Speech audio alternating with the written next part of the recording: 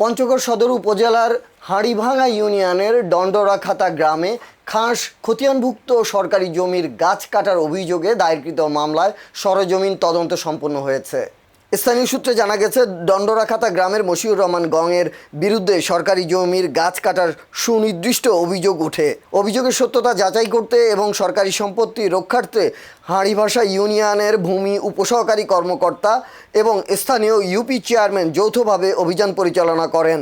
এতে অবৈধভাবে কেটে ফেলা গাছগুলো জব্দ করা হয়। পরে ইউনিয়ন ভূমি কর্মকর্তা বাদী হয়ে সদর থানায় মামলা দায়ের করেন।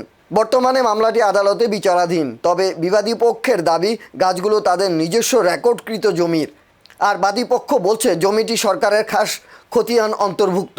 সুতরাং গাছগুলো সম্পূর্ণ সরকারি সম্পত্তি বলে দাবি তাদের। আর সে কারণে গাছের মালিকানা ও সীমানা বিরোধ নিষ্পত্তির লক্ষ্যে এবং প্রকৃত সত্য উদ্ঘাটনের জন্য মামলার দায়িত্বপ্রাপ্ত judicial magistrate SM. Sajjad Hossain সশরীরে ঘটনাস্থল পরিদর্শনে আসেন। তদন্ত প্রক্রিয়াটি স্বচ্ছ ও নিরপেক্ষ করতে জুডিশিয়াল ম্যাজিস্ট্রেটের উপস্থিতিতে উচ্চ পর্যায়ের টিম সরেজমিন তদন্তে অংশ নেন। 29 ফিট। জি স্যার, আমরা যেখানে দাঁড়াইছি সেখানে 29 ফিট। এইখানে স্যার অনেক বেশি হবে স্যার। পূর্বে এই জায়গা পূর্বে। যেমন স্যার 17 জায়গার এইখানে স্যার প্রায় 34 ফিট। 34 আচ্ছা, কোথাও 34 29 কম আছে কোথাও আবার